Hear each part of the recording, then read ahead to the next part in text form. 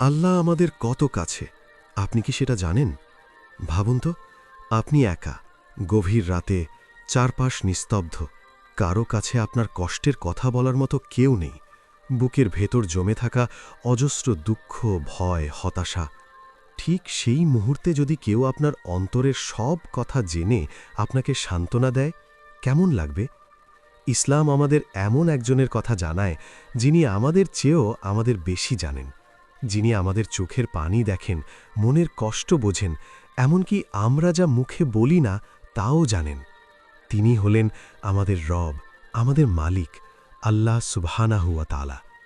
আজকের এই আলোচনায় আমরা জানব আল্লাহ আমাদের কতটা কাছে, কোরআন কি বলে, রাসূল সাল্লাল্লাহু আলাইহি ওয়াসাল্লাম কি শিক্ষা দিয়েছেন, আর এই উপলব্ধি কিভাবে আমাদের জীবন বদলে দিতে পারে।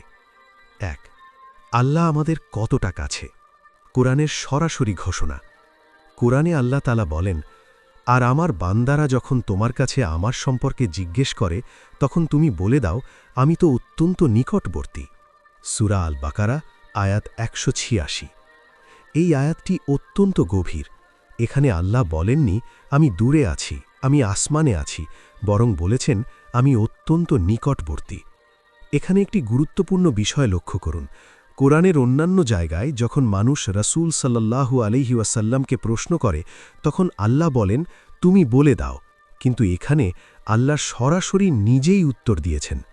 এটা যেন বোঝাচ্ছে এই প্রশ্নের উত্তর দিতে আল্লাহ কারও মাধ্যম চাননি, তিনি নিজেই বলতে চেয়েছেন আমি তোমার খুব কাছে। ২. আল্লাহ আমাদের অন্তরেরও কাছে। আল্লাহ তাআলা আরও বলেন, আমি মানুষকে সৃষ্টি করেছি এবং তার মন তাকে যা কুমন্ত্রণা দেয় তাও আমি জানি, আর আমি তার গ্রীবাস্থিত ধমনী থেকেও নিকটবর্তী। সূরা কাফ আয়াত ১৬। গ্রীবাস্থিত ধমনী মানে হল আমাদের শরীরের সবচেয়ে গুরুত্বপূর্ণ ও সংবেদনশীল শিরা। এই আয়াতের মাধ্যমে আল্লাহ বোঝাচ্ছেন তুমি যতটা নিজের কাছে, আল্লাহ তার চেয়েও বেশি কাছে। তুমি যা ভাবো, যা লুকাও, যা কাউকে বলো না, সব কিছু আল্লাহ জানেন। ৩. গোপন কথা, নিঃশব্দ কান্না সবই আল্লাহর কাছে প্রকাশ্য।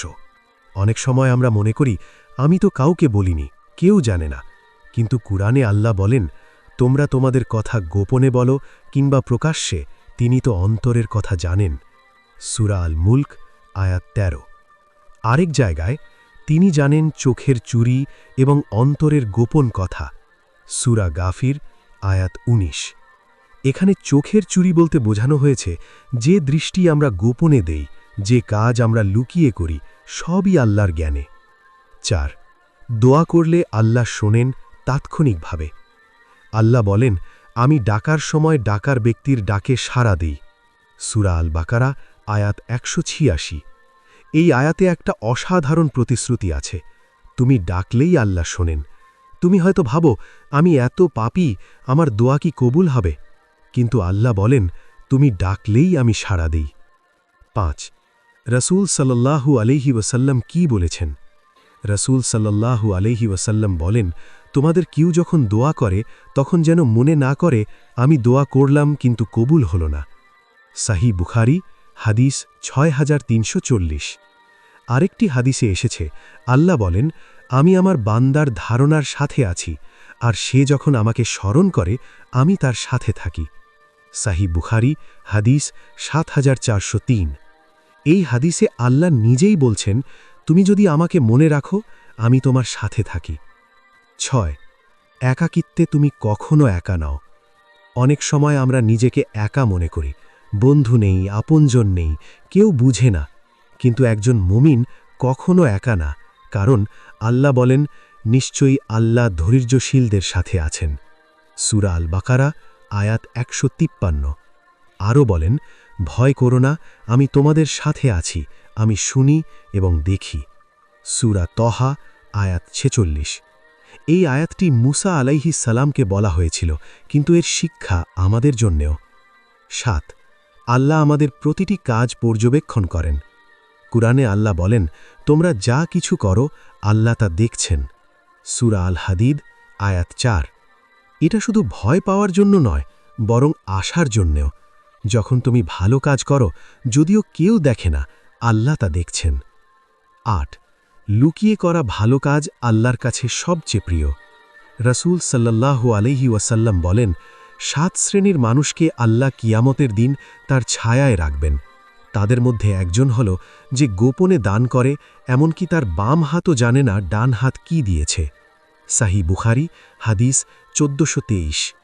কারণ আল্লাহ আমাদের কাছে, তিনি আমাদের নিয়ত জানেন। 9 আল্লাহর নৈকট্য অর্জনের উপায়। 1 সালাত। আল্লাহর সবচেয়ে কাছাকাছি হওয়ার মাধ্যম হল সালাত। রাসূল সাল্লাল্লাহু আলাইহি ওয়াসাল্লাম বলেন, বান্দা তার রবের সবচেয়ে নিকট থাকে সেজদার সময়। সাহি মুসলিম, হাদিস 488। 2 জিকির। তোমরা আমাকে স্মরণ করো, আমিও তোমাদের স্মরণ করব। সূরা আল বাকারা, আয়াত 152। 3 তওবা। যত পাপই হোক আল্লাহ কাছে টেনে নেন। নিশ্চয়ই আল্লাহ তওবাকর্মীদের ভালোবাসেন। সূরা আল বাকারা, আয়াত 222। 10 পাপী হলেও আল্লাহর দরজা খোলা। অনেকেই মনে করে, আমি এত গুনাহ করেছি, আল্লাহ আমাকে ক্ষমা করবেন না। কিন্তু আল্লাহ বলেন, হে আমার বান্দারা, যারা নিজেদের ওপর অত্যাচার করেছ, তোমরা আল্লাহর রহমত থেকে নিরাশ হও না। সূরা জুমার, আয়াত 53। এটা এমন একটি আয়াত যা হাজারো ভাঙা হৃদয়কে নতুন আশা দেয়। 11 আল্লাহ আমাদের ভালোবাসেন। হ্যাঁ, আল্লাহ শুধু কাছে নন, তিনি আমাদের ভালোবাসেন। নিশ্চয়ই আল্লাহ সৎকর্মশীলদের ভালোবাসেন। সূরা আলে ইমরান, আয়াত 134।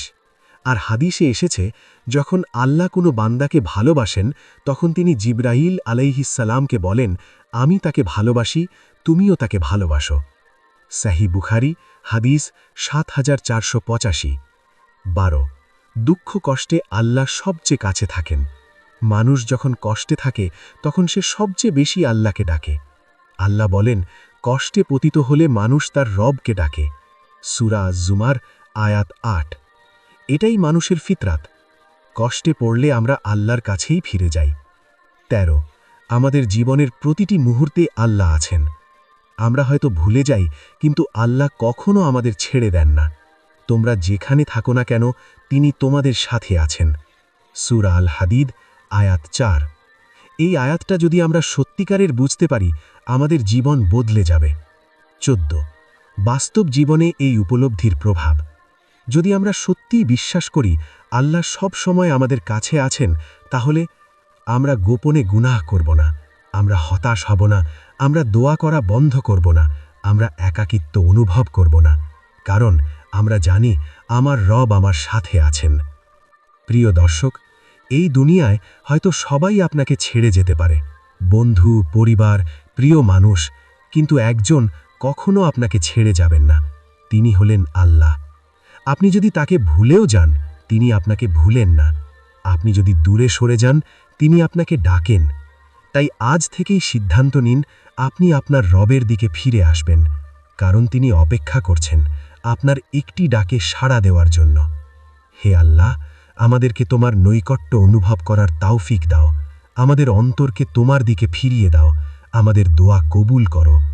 আমিন। ভিডিওটি ভালো লাগলে লাইক দিন, ইসলামের জ্ঞান ছড়াতে শেয়ার করুন এবং এমন আরও ইসলামিক ভিডিও পেতে চ্যানেলটি সাবস্ক্রাইব করুন। মহান আল্লাহ আমাদের সবাইকে উভয় জাহানের কল্যাণ দান করুন। আমিন।